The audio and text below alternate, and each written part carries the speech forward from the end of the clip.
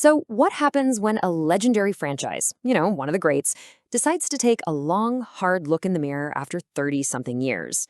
Well, today we're going to find out. We're diving into a really fascinating review of a fictional film called Predator: Badlands.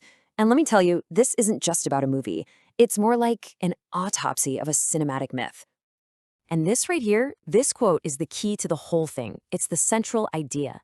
The review argues that modern sequels, they're not really just continuations, right? They're more like, well, they're like surgical procedures on our own nostalgia.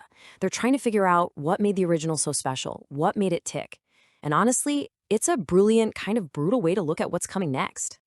All right, section 1, an autopsy of nostalgia. So before we can really get into how different this new film is, we got to go back. We need to remember what we're actually dissecting here.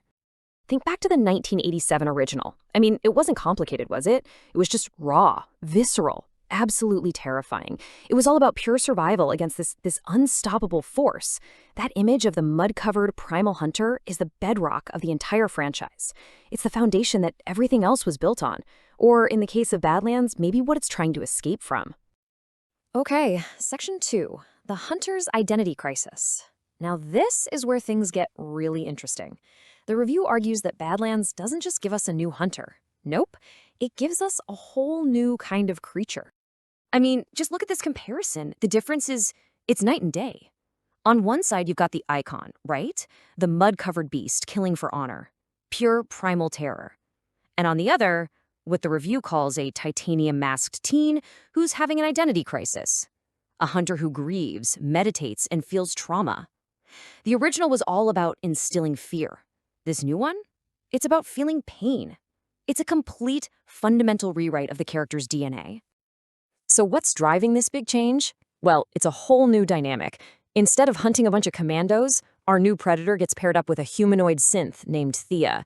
And get this, the review describes it as an interstellar buddy movie rewritten by Tarkovsky. I mean, can you even picture that? It's slow, it's philosophical, it is absolutely not your typical action flick. A really bizarre but totally central piece of this reinvention. So, section 3, violence as tragic poetry. Okay, so the characters are totally different. But what about the action? The violence? Well, that's been completely transformed too.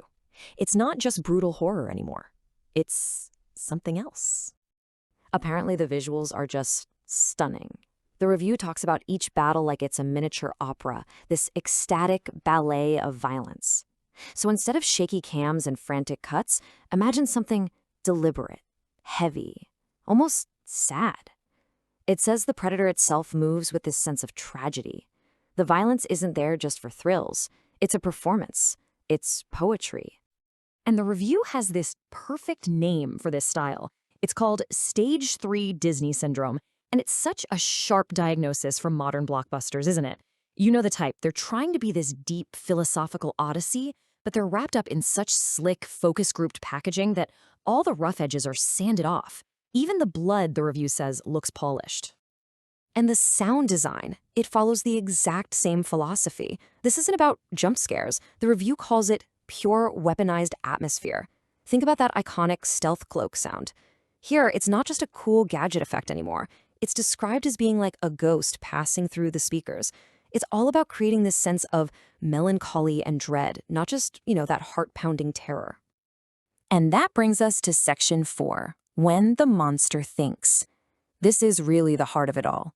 For the first time, it's not just about what the predator does, it's about what the predator thinks. And this is the central question of the whole movie. What if the monster just doesn't want to be monstrous anymore? According to the review, that one question is buzzing under the surface of every single scene, and it just completely flips the entire franchise on its head.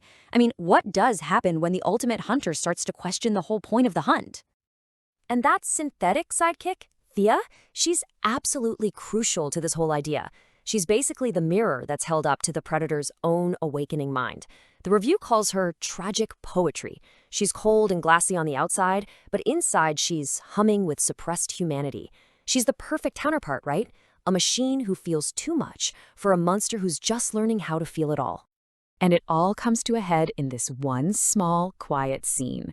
The review describes this moment where Thea is repairing the predator's armor. It's totally wordless, and he, this ultimate killer, He just lets her. He doesn't strike back. It's this small, absurd, and as the review puts it, almost holy moment. It's where the entire franchise seems to trade in its violence for, well, for empathy. All right, Section 5, the scar left behind. So, what's the final verdict here? Where does this all land? The review is pretty clear that the film isn't perfect, but it really focuses on its ambition and the mark, or maybe the scar, it leaves on the whole franchise. Now, the review doesn't pull any punches. It says, old school fans, they might scream heresy. And you can see why, right? But the argument is that you just can't recapture that raw terror of 1987. That was lightning in a bottle. What used to be pure fear is now melancholy. And it leads to this incredible conclusion. The franchise has aged. It's lost its fangs, but it's gained a soul. So it all comes down to this, doesn't it? The big question. Is this a better Predator? Is it better than the original? But what's so smart about this review is that it argues that's completely the wrong question to be asking. Because here's the thing, this isn't really a sequel. It's a mutation. It's not trying to top the original. Its whole purpose is to reflect on it, to hold up a mirror, a cracked mirror, to 30 years of cinematic testosterone and macho energy.